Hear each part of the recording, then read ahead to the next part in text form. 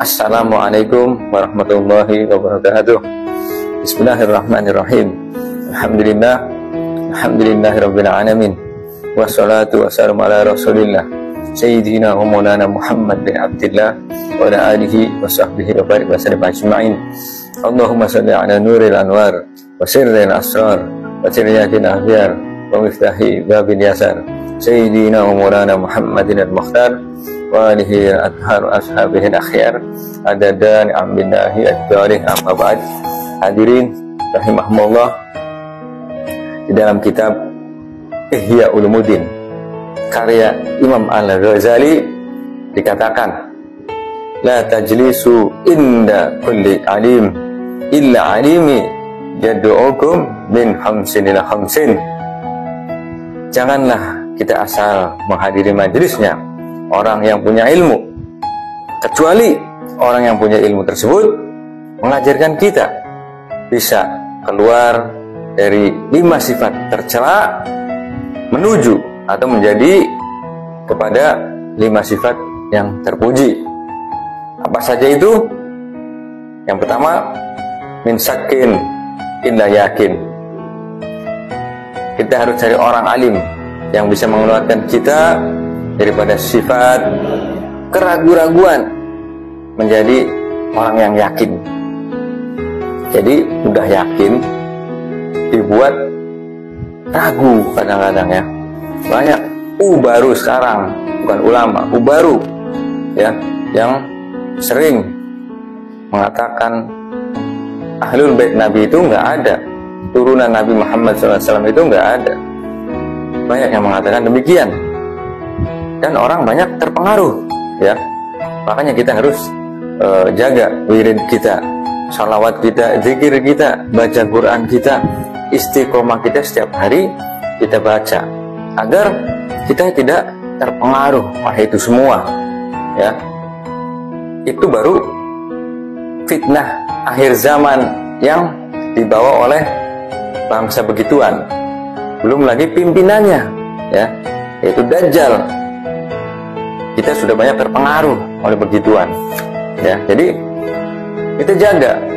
Memang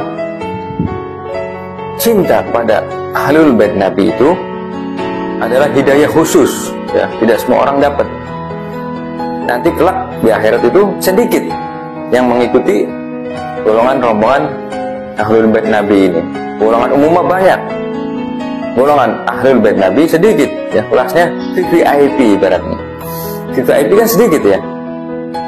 Kelas di bawahnya lagi itu ada kelas bisnis ya kan. Di bawahnya lagi ada kelas ekonomi. Begitu. Yang makin tinggi makin sedikit ya. Jadi tidak semua orang, makanya beruntung pada orang yang diberi hidayah oleh Allah Jalla Jalaluhu untuk bisa mencintai keluarganya Nabi Muhammad Sallallahu Alaihi Wasallam. Jadi gitu ya, kita cari guru, orang alim yang bisa membuat kita keluar dari sifat keraguan-raguan menjadi orang yang yakin. Yang pertama. Yang kedua, min riya illa ikhlas ya. Kita cari guru, orang alim yang bisa membimbing kita untuk dapat keluar dari sifat penyakit riya, penyakit ingin dipuji oleh orang lain, ingin dipandang manusia lain kalau dia berbuat sesuatu di dalam ibadah ya. Begitu ya. Kita cari guru atau orang alim yang bisa membuat kita keluar daripada sifat riya menjadi orang yang ikhlas di dalam beramal soleh. Yang ketiga, min kibrin illa tawadu. Kita cari guru, orang alim yang bisa membuat kita keluar dari sifat sombong menjadi orang yang tawadu, yang rendah hati ya. Karena setiap orang itu berpotensi bisa dikuasai oleh sifat sombong, termasuk Al-Fakir sendiri ya. Makanya kita diperintahkan oleh Allah Jalla Jalaluhu untuk melawan sifat itu, karena sombong itu adanya di dalam hati ya. Penyakit hati, kita harus melawan semua penyakit hati. Salah satunya itu sombong. Dan sombong itu terbagi 2, Sombong yang pertama itu menolak kebenaran. Kebenaran apa? Kebenaran yang dibawa oleh para nabi dan rasul. Ya, nabi kita yang terakhir Rasulullah Muhammad SAW yang disampaikan kepada umatnya. Kemudian turun temurun kepada alim ulama, yang orang-orang yang mempunyai ilmu, pewaris para nabi. Jika ada orang yang menolak kebenaran yang disampaikan oleh para ulama, ini benar nih, ulama bukan ubaru, maka berarti itu adalah takabur atau sombong level yang paling tinggi. Ya, kalau kita menolak itu sombong, kita nggak mau cari guru untuk mengajarkan kita beribadah, cara-cara beribadah kepada Allah Subhanahu wa taala. Dia merasa bisa sendiri, merasa udah menolak itu semua, tidak mau cari guru ngaji dan lain sebagainya, karena dia merasa sombong, merasa bisa sendiri, gitu ya. Itu disebut menolak, bentuk dari penolakan kebenaran. Ya, itu sombong yang pertama. Sombong yang kedua adalah ihtiqarun nas, menghinakan manusia lain. Ya, dia merasa punya ilmu tinggi, misalnya sekolahnya tinggi sampai S3. Ketika ada orang berbicara tapi lulusan SD, SMP atau SMA, dia sombong, dia tidak mengindahkan perkataan daripada orang tersebut, dia merendahkannya, begitu ya. Atau ketika dia merasa menjadi orang kaya, lihat orang miskin, lihat orang yang kurang mampu, dia rendahkan, ya, dia meremehkannya, begitu. Itu disebut sombong yang kedua. Iblis itu bisa dilaknat oleh Allah Jalla Jalaluhu karena dia sifat sombong. Dia merasa lebih baik daripada Nabi Adam. Dia merasa api itu lebih mulia daripada tanah. Ketika diperintahkan oleh Allah Jalla Jalaluhu untuk sujud, maka dia menolaknya karena dia merasa lebih, ya, mending dia masuk neraka sekalian, padahal dia tahu neraka, dia tahu surga, dia sudah merasakan itu. Neraka ini tahu. Kalau kita kan belum tahu ya adanya surga, belum tahu melihat neraka. Mudah-mudahan kita semua masuk dalam surganya Allah Subhanahu wa taala semuanya. Amin amin ya rabbal alamin. Karena dia punya sifat sombong, dia lebih baik masuk neraka. Itu iblis, karena mempunyai sifat lebih baik daripada yang lain. Kemudian yang keempat, min robah illa zuhud.